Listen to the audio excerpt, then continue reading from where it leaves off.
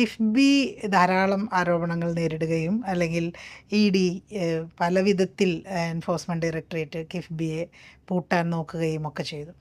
അങ്ങനെയൊക്കെ നടക്കുന്നൊരു സമയത്ത് കിഫ്ബിക്ക് വേണ്ടി അതിശക്തമായി നിലകൊണ്ടത് താങ്കളാണ് എന്നുള്ളത്, അല്ലെങ്കിൽ ഈ കിഫ്ബിയുമായി ബന്ധപ്പെട്ടുള്ള കേസുകളിൽ വേണ്ടുന്ന നിയമപരമായിട്ടുള്ള കാര്യങ്ങൾക്ക് വേണ്ട ഉപദേശം അഭിഭാഷകർക്ക് നൽകിയതും ഒക്കെ താങ്കളാണ് എന്നൊക്കെ നമ്മൾ കേട്ടിട്ടുണ്ട്. എന്താണ് ഈ കിഫ്ബിയുമായി ബന്ധപ്പെട്ടുള്ള ഇ ഡി അന്വേഷണത്തിൻ്റെ ഒരു അവസ്ഥ? ഈ ഇ ഡി കേസിലേക്ക് ഞാൻ വരാം. ഈ കിഫ്ബി എന്ന് പറഞ്ഞൊരു സംവിധാനം, അത് ഈ ഒരു അവതാരം ഇപ്പോൾ വന്നത്, അതായത് ഈ പുതിയ രീതിയിൽ അവതരിച്ചത് 2016 ആണല്ലോ. 2016 ബഹുമാനപ്പെട്ട പിണറായി വിജയൻ സാറിൻ്റെ സർക്കാർ വന്നു. അവരുടെ മാനിഫെസ്റ്റോയിൽ തന്നെ ഈ കിഫ്ബി വഴി വലിയ രീതിയിൽ ഇൻവെസ്റ്റ്മെൻറ്റ് കൊണ്ടുവരും, അല്ലെങ്കിൽ ഇൻവെസ്റ്റ്മെൻറ്റ് മുടക്കും എന്നുള്ള ഒരു തീരുമാനം എടുത്തുകൊണ്ടാണല്ലോ പിണറായി വിജയൻ സാറിൻ്റെ സർക്കാർ വരുന്നത്. അന്ന് ധനകാര്യമന്ത്രി തോമസ് ഐസക് സാറായിരുന്നു. അപ്പോൾ തോമസ് ഐസക് സാറ് എനിക്കൊരു മാൻഡേറ്റ് തന്നത് നമുക്ക് ആ രീതിയിൽ ഇതിനെ വികസിപ്പിക്കണം. അങ്ങനെ ഈ കിഫ്ബിയുടെ ആക്ട് എൻ്റെ മുറിയിൽ ഞാൻ തന്നെ ഡ്രാഫ്റ്റ് ചെയ്ത ആക്റ്റാണ്, അല്ലാതെ നോർമൽ ഗതിയിൽ അത് വരുന്നത് ലോ ഡിപ്പാർട്ട്മെൻറ്റ് വഴി പോയി അങ്ങനെയാണല്ലോ വരുന്നത്. അപ്പം ഇതിൻ്റെ പ്രൈമറി ഡ്രാഫ്റ്റ് ഉണ്ടാക്കുന്നത് തന്നെ, അപ്പോൾ അതിന് ഞാൻ അന്ന് സെബിയിലിരിക്കുമ്പോൾ ഞാൻ പഠിച്ചിട്ടുള്ള ചില ഓവർസൈറ്റ് പ്രിൻസിപ്പിൾസ്, ഉദാഹരണത്തിന് വേറെ എങ്ങും ഇല്ലാത്തൊരു സംഭവവികാസമാണ് അല്ലെങ്കിൽ സംവിധാനമാണ് ഫണ്ട് ട്രസ്റ്റി അഡ്വൈസറി കമ്മീഷൻ. നമുക്ക് ഫണ്ട് ട്രസ്റ്റി അഡ്വൈസറി കമ്മീഷനെ നിയോഗിക്കാം, പക്ഷെ പിരിച്ചുവിടാൻ പറ്റത്തില്ല സർക്കാരിന്. അങ്ങനത്തെ ഒരു കമ്മീഷൻ എന്ന് പറയുമ്പോൾ അവർക്ക് നമ്മുടെ പുറത്ത് കംപ്ലീറ്റ് ഓവർസൈറ്റ് ഉണ്ട്. ഇപ്പോൾ ഇതിരിക്കുന്നത് പണ്ടത്തെ കൺട്രോളറിൻ്റെ ഓഡിറ്റർ ജനറലായിരുന്ന ശ്രീ വിനോദ് റൈ ആണ് ഇരിക്കുന്നത്. അപ്പം വളരെ എമിനൻ്റ് ആയിട്ടുള്ള ബാങ്കുകളുടെ ചെയർമാൻ, RBIയുടെ എക്സിക്യൂട്ടീവ് ഡയറക്ടേഴ്സ്, അങ്ങനെയുള്ളവരടങ്ങുന്ന ഒരു കമ്മിറ്റിയാണ്. അപ്പോൾ ഈ സംവിധാനം യഥാർത്ഥത്തിൽ അന്ന് 2008 ഫിനാൻഷ്യൽ ക്രൈസിസ് ലോകത്തുണ്ടാകുമ്പോൾ ഞാൻ സെബിയിലുണ്ട്. അവിടുന്ന് പഠിച്ച ചില കാര്യങ്ങൾ വെച്ചിട്ട് അങ്ങനെ ചെയ്തു. അതുപോലെ തന്നെ നമ്മുടെ സംവിധാനത്തിൽ ആക്റ്റിൽ തന്നെ ഈ കംപ്ലീറ്റ് ഡോക്യുമെൻറ്റ്സും വർക്കുകളും പരിശോധിക്കാൻ സജ്ജമാകുന്ന അല്ലെങ്കിൽ അധികാരമുള്ള ഒരു ബോഡിയുണ്ട്, ഇൻസ്പെക്ഷൻ അതോറിറ്റി.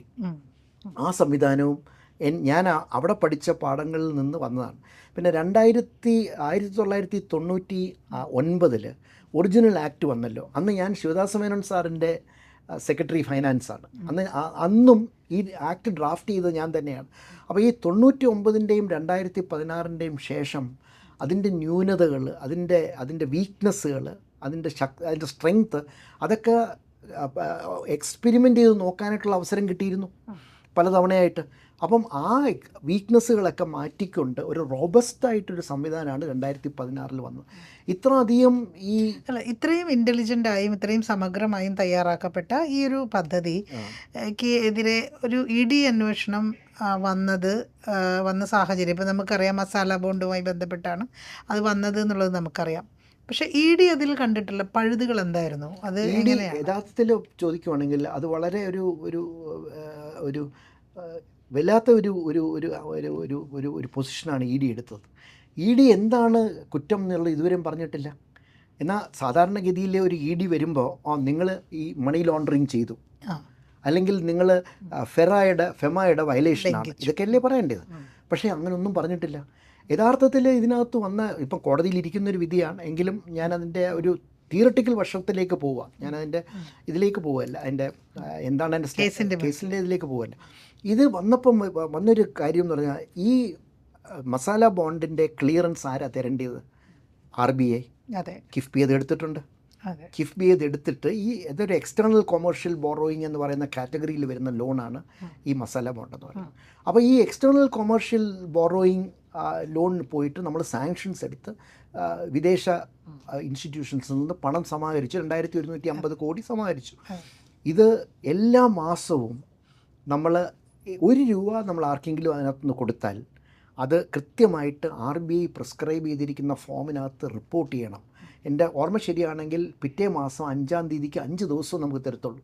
അപ്പോൾ ഇവിടെ ഈ മസാല ബോണ്ട് എടുത്തു കഴിഞ്ഞിട്ടുള്ള നാളുകളിൽ 5 വർഷം ഇവിടെ വളരെ വലിയ ടെൻഷനും സസ്പെൻസുമാണ്. 31-ാം തീയതി കഴിയുമ്പോൾ 31-ാം തീയതി ആ സ്റ്റേറ്റ്മെൻറ്റ് ശരിയാക്കണം.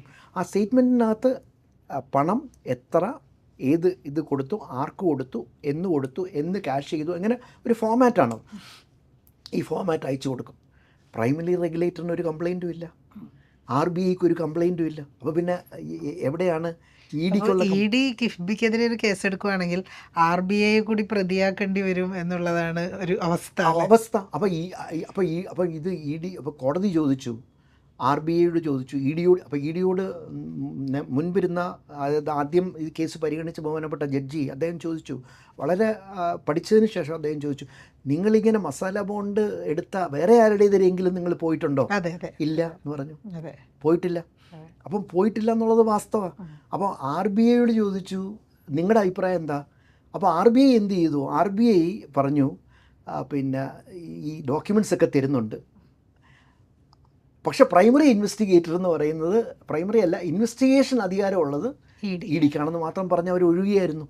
അല്ലാതെ ഈ 5 വർഷമാണല്ലോ നമ്മൾ എടുത്തത് കൊടുക്കാൻ, 60 മാസവും ഫയൽ ചെയ്ത monthly report of transactions to the last rupee, അവസാന നയ പൈസ വരെയുള്ള കണക്കുകൾ അവരുടെ കയ്യിലിരിക്കുക. അപ്പോഴും അവർ അതിനകത്തൊന്നും കണ്ടില്ല. ഈ കേസ് തുടങ്ങുന്നത് എനിക്ക് തോന്നുന്നു 2020 മറ്റോ ആണെന്ന് തോന്നുന്നു ഈ കേസ് ഫയൽ ചെയ്യുന്നത്. ഈ കേസ് ഫയൽ ചെയ്ത് 4 കൊല്ലം കഴിഞ്ഞിട്ടും RBI ഇത് വാങ്ങിച്ച് പരിശോധിക്കുന്നുണ്ട്.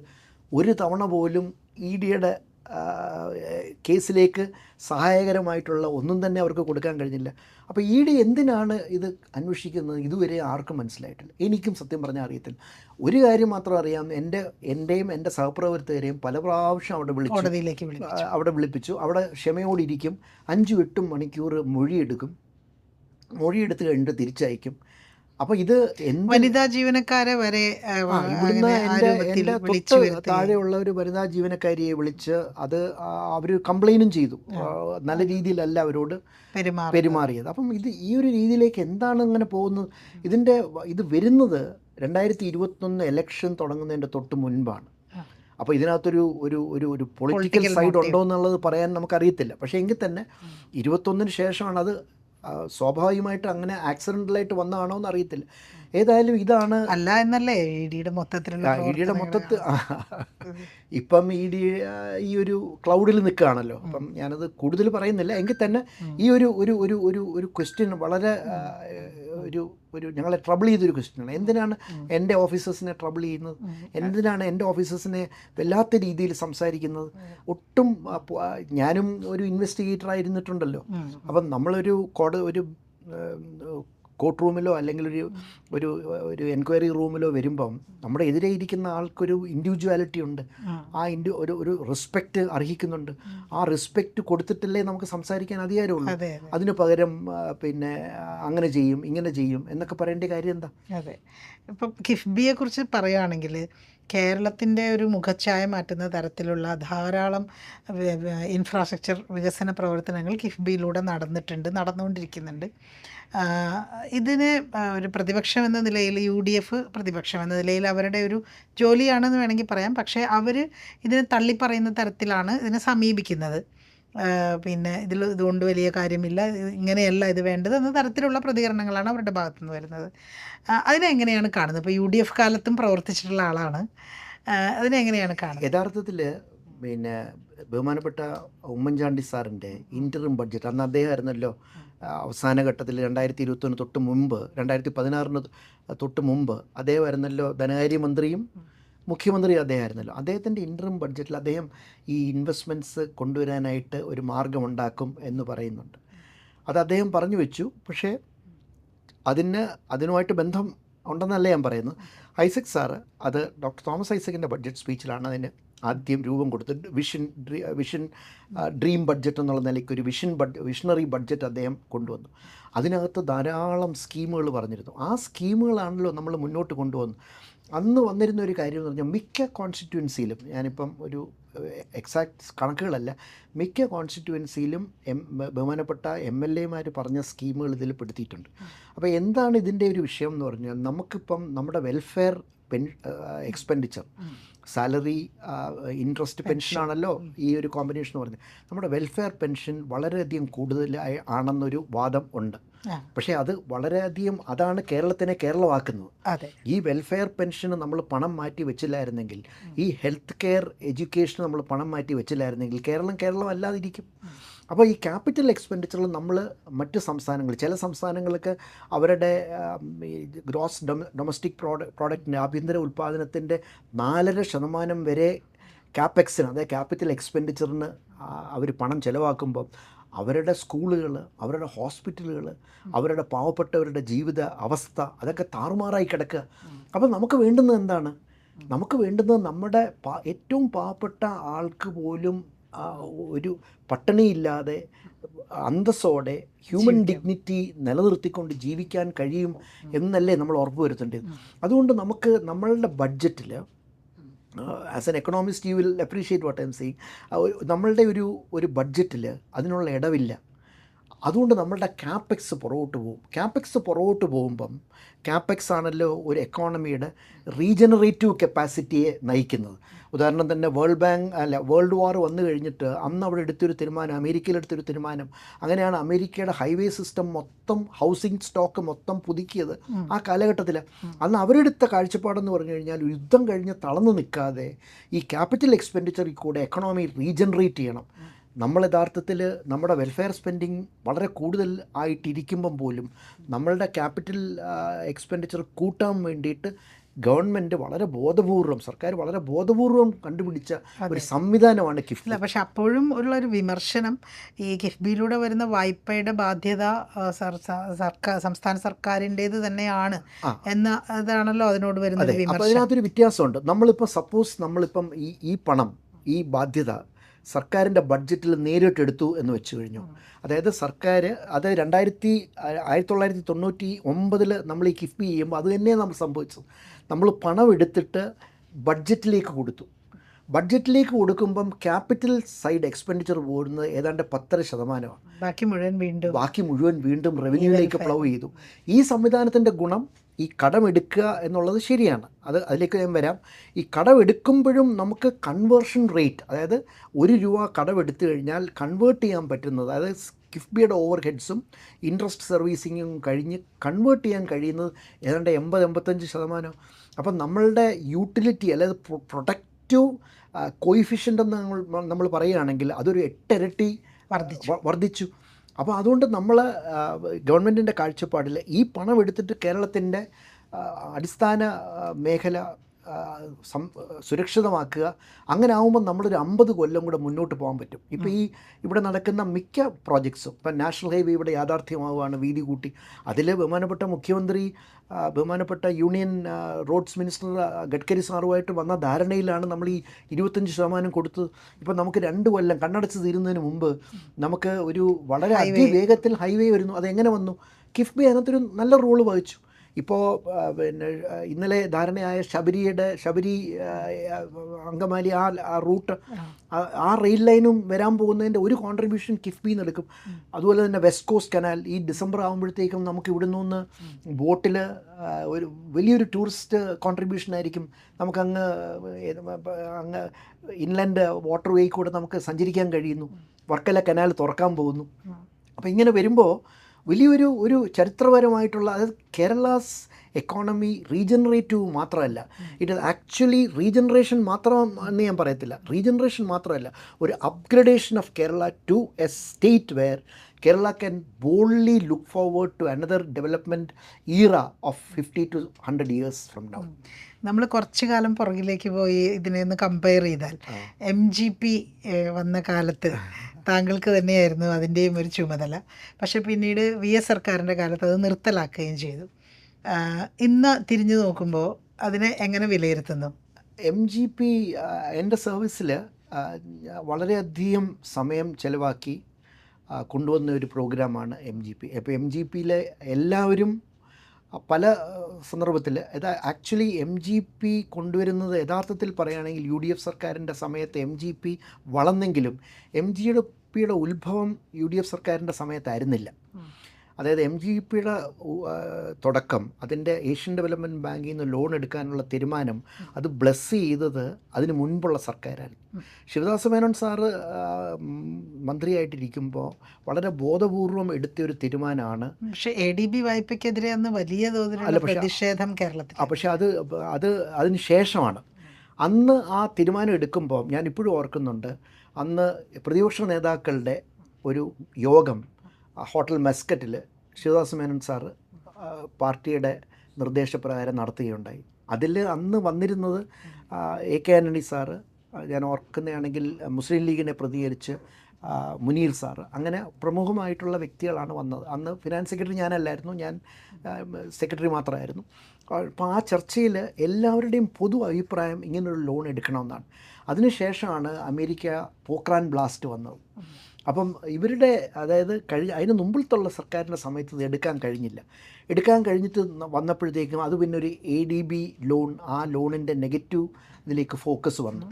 അതിൻ്റെ ഒരു പൊളിറ്റിക്കലായിട്ടൊരു ഫോക്കസ് വന്നു. പക്ഷേ പൊളിറ്റിക്കലായിട്ട് ഫോക്കസ് വന്നപ്പോഴും അന്നും എൻ്റെ ഒരു അസസ്മെൻറ്റ് ഞാൻ പറയാണ്, അന്നും അതിനെ അനുകൂലിച്ചിട്ടുള്ള അന്ന് പ്രതിപക്ഷത്തിരുന്ന അച്യുതാനന്ദൻ സാർ അങ്ങനെ പറഞ്ഞെങ്കിലും പ്രതിപക്ഷത്ത് ഇരുന്ന ആളുകൾ ധാരാളം പേര് അതിനെ അനുകൂലിച്ചിട്ടുമുണ്ട്. അപ്പോൾ അച്യുതാനന്ദൻ സാർ ഒരു നിലപാടെടുത്തത് ഇങ്ങനെ ഈ ലോൺ ഇങ്ങനെ വേണ്ട എന്നുള്ളൊരു നിലപാടെടുത്തു. പക്ഷേ അതിന് ശേഷം അദ്ദേഹം മുഖ്യമന്ത്രിയായപ്പം വളരെ രസകരമായിട്ടൊരു കാര്യം വന്നത്, അംഗൻവാടിയിൽ വന്നപ്പോൾ അദ്ദേഹത്തിൻ്റെ അന്നത്തെ പ്രിൻസിപ്പൽ സെക്രട്ടറിയോട് ചോദിച്ചു, ഈ അംഗൻവാടിയിലേക്ക് അപ്ഗ്രഡേഷൻ നടന്നല്ലോ, അതിപ്പോൾ നിന്നുപോയല്ലോ എന്ന് അദ്ദേഹം പറഞ്ഞപ്പം ഈ പ്രിൻസിപ്പൽ സെക്രട്ടറി അദ്ദേഹത്തിനോട് പറഞ്ഞു, അത് അങ്ങ് നിർത്താൻ പറഞ്ഞിട്ട് നിർത്തിയതല്ലേ എന്ന് ചോദിച്ചു. അപ്പം പറഞ്ഞു അതിൻ്റെ ആബ്സെൻസ് ഫീൽ ചെയ്ത് തുടങ്ങി. അപ്പം എനിക്ക് അതായത് ഇന്ന് ആലോചിച്ച് നോക്കുമ്പോൾ ഇപ്പോൾ VS അച്യുതാനന്ദൻ മുഖ്യമന്ത്രി ആയിരിക്കുന്ന കാലത്ത് ഈ രാഷ്ട്രീയമായിട്ടുള്ള ADB വായ്പ വേണ്ട എന്നുള്ള രാഷ്ട്രീയമായ തീരുമാനമെടുക്കുകയും ഇത് അക്കാര്യത്തിലൊരു നിരാശയുണ്ടോ? അത് ആ ഒരു പദ്ധതി നിരാശ വായ്പയുടെ കാര്യത്തിലല്ല, നിരാശ ഈ മോഡേണൈസിങ് ഗവൺമെൻറ് പ്രോഗ്രാമിൽ പറഞ്ഞ ഞങ്ങൾക്ക് കണ്ട 240, 250 ഇതുണ്ടായിരുന്നു. അതൊരു വളരെ കൂട്ടായ പരിശ്രമത്തോടെ കേരളത്തിൻ്റെ ചരിത്രത്തിൽ എൻ്റെ 43 വർഷത്തെ പബ്ലിക് സർവീസിൽ അങ്ങനെ കൂട്ടായിട്ടിരുന്ന് ചർച്ച ചെയ്ത് എടുത്തിട്ടുള്ള, അതായത് നമ്മൾ ജനകീയാസൂത്രണം കൊണ്ടുവരുമ്പോൾ ഒരു കൂട്ടായ ചർച്ചയുണ്ടല്ലോ, അതിനകത്ത് കൂടുതലും ഒരു പൊളിറ്റിക്കൽ തലമുണ്ടായിരുന്നു. ആ ഇടതുപക്ഷത്തിൻ്റെ ഒരു പക്ഷേ MGPയുടെ അങ്ങനെയല്ല. MGPയുടെ കേരളത്തിലുള്ള ഒരുപാട്, ഇപ്പം വിദ്യാഭ്യാസ വകുപ്പാണെങ്കിൽ യൂണിയൻ സംഘടനകൾ എല്ലാവരുമായിട്ടിരുന്ന് ഈ കേരള പോലീസിൽ തന്നെ 8 മണിക്കൂർ ഡ്യൂട്ടി എന്ന് കൊണ്ടുവരുന്നത് മോഡേണൈസിങ് ഗവൺമെൻറ് പ്രോഗ്രാമിൻ്റെ ഭാഗമായിട്ടായിരുന്നു ആദ്യം കൊണ്ടുവന്നതെന്ന് പറഞ്ഞാൽ പലരും ഇന്ന് വിശ്വസിക്കത്തില്ല. കാരണം ഇന്ന് അതൊരു ടേക്കൺ ഫോർ ഗ്രാൻഡഡായി, അത് അങ്ങനെയല്ലേ വേണ്ടുന്നതെന്നുള്ളതായി. അപ്പം ഇത് അംഗൻവാടിയുടെ അപ്ഗ്രഡേഷൻ, അതുവരെ അംഗൻവാടിയുടെ അപ്ഗ്രഡേഷൻ എന്ന് പറയാം. അംഗൻവാടി എന്ന് പറഞ്ഞാൽ ആഹാരം കഴിക്കാൻ കുട്ടികൾ ചെല്ലുന്ന ഒരു സ്ഥലം. അംഗൻവാടിയുടെ അപ്ഗ്രഡേഷൻ എന്താ നടക്കാത്തത് എന്ന് VS അച്യുതാനന്ദൻ ചോദിച്ചു എന്ന് പറഞ്ഞല്ലോ. അപ്പോൾ ഇതിൻ്റെ ഒരു ഇമ്പാക്റ്റും ഇംപ്ലിക്കേഷനും എന്താണെന്ന് മനസ്സിലാക്കാതെയാണോ അദ്ദേഹം ഇത് വേണ്ട എന്ന് തീരുമാനം? സ്വാഭാവികമായിട്ടും. കാരണം വെച്ചാൽ അദ്ദേഹം അന്ന് പ്രതിപക്ഷത്തിരിക്കുന്ന വ്യക്തികളുടെ ഒരു വലിയൊരു ഡിഫിക്കൽറ്റി, ഏത് പ്രതിപക്ഷം വന്നാലും അവർക്ക് എന്താണ് ഈ പ്രോഗ്രാം എങ്ങനെയാണ് നടക്കുന്നതെന്നുള്ളത് ഇപ്പുറത്ത് കാണാൻ കഴിയത്തില്ലല്ലോ. അതിൻ്റെ ഒരു ലിമിറ്റേഷനുണ്ട്. അപ്പോൾ അദ്ദേഹത്തിൻ്റെ ആഗ്രഹം എന്ന് പറയുന്നത്, അദ്ദേഹം വലിയ രീതിയിൽ പിന്നെ പാവപ്പെട്ടവരുടെ കാര്യങ്ങൾ നല്ലത് വരണം, നന്മ വരണം എന്ന് ആഗ്രഹിക്കുന്ന ഒരു മുഖ്യമന്ത്രിയാണ്. അതിനുശേഷം ഞാൻ അദ്ദേഹത്തിനോട് വർക്ക് ചെയ്തിട്ടുണ്ട്. ആ സമയത്താണ് എന്നെ സെബിയിലേക്ക് എടുക്കുന്നത്. അപ്പോൾ അദ്ദേഹം ഒരു കത്ത് സർക്കാരിന് എഴുതി, ഇദ്ദേഹത്തിൻ്റെ സേവനം വിട്ടുതരാൻ കഴിയത്തില്ല എന്ന് എഴുതി. അപ്പം ഞാൻ അദ്ദേഹത്തിനെ പോയി കണ്ടു. അദ്ദേഹത്തിനെ കണ്ടിട്ട് ഞാൻ പറഞ്ഞു, സർ എല്ലാവർക്കും അനുവാദം കൊടുക്കുന്നുണ്ടല്ലോ കേന്ദ്രത്തിലേക്ക് പോകാൻ, ഇത് അനുവാദമെടുത്ത് ഇൻ്റർവ്യൂവിന് പോയി, ഇൻ്റർവ്യൂവിൽ ജയിച്ചിട്ടല്ലേ എനിക്കൊരു സെലക്ഷൻ കിട്ടിയത്, അപ്പോൾ എന്നെ വിടണ്ടേ.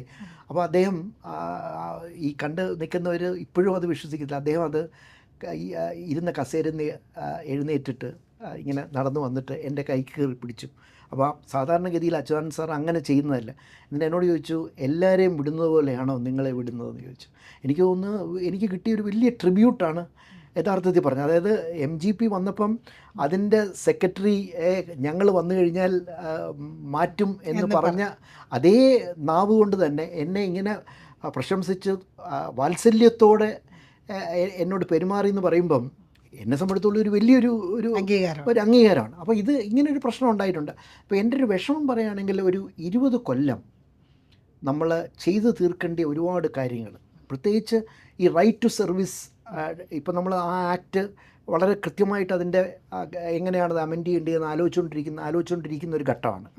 Right to service delivery. അതൊരു റൈറ്റ് ടു സർവീസ് ഡെലിവറി കേരളത്തിൽ വന്നാൽ ഒരു പൗരൻ ഒരു ഓഫീസിൽ പോകുമ്പം അത് കിട്ടേണ്ടത് ഒരു സേവന അവകാശമാണ് എന്ന് നമുക്ക് കേരളത്തിന് സ്ഥാപിച്ചെടുത്താൽ കേരളം ഇപ്പം നിൽക്കുന്ന വളരെ മുന്തിയ ഒരു നിലവാരത്തിലാണ് ഇപ്പം കേരളം നിൽക്കുന്നത്. ആ നിലവാരത്തിൻ്റെ വളരെ മുകളിലേക്ക് ഉയരാനായിട്ട് കേരളം കഴിയും. ഏതാണ്ട് വിദേശ രാജ്യങ്ങൾ പോലെ തന്നെ. അതായത് പിന്നെ എനിക്ക് കിട്ടേണ്ട സർവീസ് എനിക്ക് വെറുതെ കിട്ടുന്നതല്ല, സർക്കാർ ഒരു ദാനമായിട്ട് തരുന്നതല്ല, because I deserve it, it is my right എന്നുള്ള പ്രിൻസിപ്പിൾ അതാദ്യം പ്രഖ്യാപിച്ചത് MGPയിലാണ്. അപ്പോൾ MGPയിൽ ധാരാളം അതുപോലെ തന്നെ ഈ സിസ്റ്റം എഫിഷ്യൻസി, ഫയലിൻ്റെ മൂവ്മെൻറ്റ്, അതിൻ്റെ സിംപ്ലിഫിക്കേഷൻ, അങ്ങനെ 240 ഇത് ഞാൻ പറഞ്ഞത് ഇതൊക്കെ ചർച്ച ചെയ്യുമ്പോൾ ഇന്ന് പലരും പ്രിൻസിപ്പൽ സെക്രട്ടറിമാരും പലരും റിട്ടയർ ചെയ്തു പോയി. അന്ന് അവർ ചെറുപ്പക്കാരാണ്. അവരെല്ലാവരും കൂടെ കൂടിയിരുന്ന് എനിക്ക് തോന്നുന്നു ഇത്ര അധികം ഇൻ്റലക്ച്വലായിട്ടുള്ള കോമ്പണൻസ് IAS നിന്നും IPS നിന്നും അതാത് മേഖലകൾ, ഇപ്പോൾ ഫോറസ്റ്റ് കൺസർവേഷൻ ആണെങ്കിൽ ഫോറസ്റ്റിൻ്റെ ഉദ്യോഗസ്ഥർ ഇവരുമായിട്ട് ജനകീയമായിട്ട് ഇവരുടെ സ്റ്റേക്ക് ഹോൾഡർ പാർട്ടിസിപ്പേഷനോടുകൂടി എടുത്ത രേഖകളാണ് ആ ഡോക്യുമെൻറ്റ്സിലെ 250 ഡോക്യുമെൻറ്റ്സും. അത് 20 കൊല്ലം നമ്മൾ നഷ്ടപ്പെടുത്തി എന്നുള്ളൊരു വിഷമം എനിക്കുണ്ട്. അങ്ങനെയുണ്ട്. ഇനിയിപ്പോൾ മുന്നോട്ട് നോക്കുമ്പോൾ എന്താണ് ഈ ഒരു ആലോചന? അതായത് ഇപ്പോൾ ഈ കേസ് നടത്തുക എന്നുള്ളതാണോ? എന്താണ് ഒരു മുന്നോട്ടുള്ള കേസ് നടത്തുക? ഇപ്പം ഞാൻ ബഹുമാനപ്പെട്ട മുഖ്യമന്ത്രിയുമായിട്ട് അദ്ദേഹത്തിൻ്റെ ടെന്യൂർ 2026 കഴിയണമല്ലോ. അപ്പോൾ സ്വാഭാവികമായിട്ടും എൻ്റെ എംപ്ലോയ്മെൻറ്റ് കാലാവധി അതുവരെയാണ്.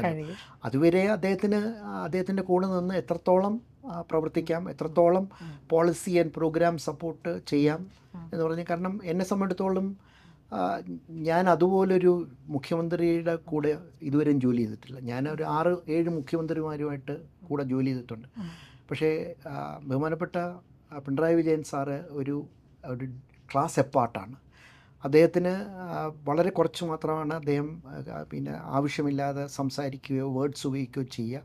പക്ഷെ അദ്ദേഹം ഒരു തീരുമാനം എടുത്തു കഴിഞ്ഞാൽ ആ തീരുമാനം എടുക്കാനായിട്ട് എൻ്റെ കൂടെ എന്നെപ്പോലുള്ള ഉദ്യോഗസ്ഥർ നിന്ന് പ്രവർത്തിക്കുമ്പോൾ നമുക്കൊരു കാര്യം ഉറപ്പാണ്, അദ്ദേഹം തീരുമാനം എടുത്തു കഴിഞ്ഞാൽ ആ തീരുമാനം നടപ്പിലാക്കാനായിട്ടുള്ള സാഹചര്യവും അദ്ദേഹം തന്നെ ഒരുക്കി തരും എന്നുള്ള ഒരു വലിയ വിശ്വാസമുണ്ട്. അങ്ങനെ ഒരു കാലഘട്ടത്തിൽ കൂടെയാണ് നമ്മൾ കടന്നു പോകുന്നത്. അപ്പം എന്നെ സംബന്ധിച്ചിടത്തോളം അതൊരു വലിയ ഓപ്പർച്യൂണിറ്റിയാണ്.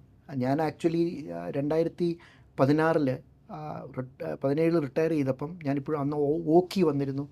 അപ്പോൾ ഓക്കി വല്ലാത്ത ഒരു വിഷമമുള്ള ഒരു കാലഘട്ടമല്ലേ. അപ്പോൾ ഞാനാണെന്ന് ചീഫ് സെക്രട്ടറി. അപ്പോൾ 2017 ഞാൻ ചീഫ് സെക്രട്ടറി ആയിട്ട് റിട്ടയർ ചെയ്ത് കഴിഞ്ഞിട്ട് ഞാൻ അപ്പം ബോംബെയിൽ ഈ സെക്യൂരിറ്റീസ് മാർക്കറ്റിൽ തന്നെ ഒരു കൺസൾട്ടൻസി തുടങ്ങണം. ഞാൻ വിശ്വസിക്കുന്നത് ഞാൻ കുറച്ച് സ്ട്രോങ് ആയിട്ടുള്ളൊരു ഏരിയയാണ് അത്. അതുപോലെ തന്നെ ഞാൻ ഡേറ്റ അനലിറ്റിക്സിൽ അത്യാവശ്യം എൻ്റെ PhD ടെക്നോളജി ബേസ്ഡും ഒരു എഞ്ചിനീയറിംഗ് ബാക്ക്ഗ്രൗണ്ട് ഉള്ളതുകൊണ്ട്, അപ്പോൾ ഇത് രണ്ടും കൂടെ എടുത്തിട്ട് സെബിയിലെ ആദ്യത്തെ international market surveillance unit establish ചെയ്ത ഡിവിഷനും ഞാൻ മാനേജ് ചെയ്തിട്ടുണ്ട്. അപ്പോൾ ഒരു സെക്യൂരിറ്റീസ് മാർക്കറ്റ് മേഖലയിലേക്ക് പോകണം എന്ന് പറഞ്ഞിട്ട് ഞാൻ അവിടെ ഒരു വീട് വാടകയ്ക്ക് എടുത്ത്, ഞാൻ ഈ ട്രൈബ്യൂണലിൻ്റെ അടുത്ത്, ഞങ്ങൾക്ക് മെമ്പറായിട്ട് റിട്ടയർ ചെയ്ത് കഴിഞ്ഞാൽ നമുക്ക് സെബിയിൽ തന്നെ പ്രാക്ടീസ് ചെയ്യാൻ പറ്റത്തില്ല, പക്ഷേ ട്രൈബ്യൂണലിൽ പ്രാക്ടീസ് ചെയ്യാം. അപ്പോൾ ട്രൈബ്യൂണലിൽ അടുത്തൊരു ഓഫീസ് സെറ്റപ്പ് ചെയ്തിട്ട് ആ ഓഫീസും എല്ലാം കണ്ടുവച്ച് പോകാനിരിക്കുമ്പോഴാണ് ബഹുമാനപ്പെട്ട പിണറായി വിജയൻ സാർ പറയുന്നത്, നിങ്ങൾ തുടർന്ന് ഇവിടെ നിൽക്കുക എന്ന് പറയുന്നത്. അപ്പോൾ എന്നെ സംബന്ധിച്ചിടത്തോളം അതൊരു വലിയ അംഗീകാരമായിട്ട് എനിക്ക് തോന്നി. അങ്ങനെയാണ് ഞാൻ തുടരാനും ഈ 9 കൊല്ലം അതിനുശേഷം കണ്ടിന്യൂ ചെയ്യാനായിട്ടുള്ള അവസ്ഥ വന്നത്. അപ്പം 2026 വരെ എനിക്ക് എൻ്റെ വ്യക്തമായിട്ടുള്ളത് പ്ലാനുണ്ട്. അതിനുശേഷം ആരോഗ്യം അനുവദിക്കുമെങ്കിൽ ഞാൻ ആഗ്രഹിക്കുന്ന മേഖലയിലേക്ക് പോവുക, അവിടെ കോൺട്രിബ്യൂട്ട് ചെയ്യുക, അവിടെ നന്നായിട്ട് എൻ്റേതായിട്ടുള്ളൊരു ഇൻസ്റ്റിറ്റ്യൂഷൻ ഫൗണ്ട് ചെയ്യണം. ആ ഇൻസ്റ്റിറ്റ്യൂഷൻ ഫിനാൻഷ്യൽ മാർക്കറ്റ്സ് കുറേ കൂടെ ക്ലീനറാക്കാനും കുറേ കൂടെ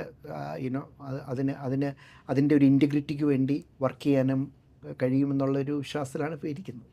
എന്തായാലും വളരെ ദീർഘമായൊരു സംഭാഷണമായിരുന്നു. വളരെ നന്ദി. ഈ ആരോപണങ്ങളുടെയൊക്കെ പുകമറ നീക്കി പുറത്തു വരാൻ കഴിയട്ടെ എന്ന് ആശംസിക്കുന്നു. വലിയ താങ്ക് യു വെരി മച്ച്.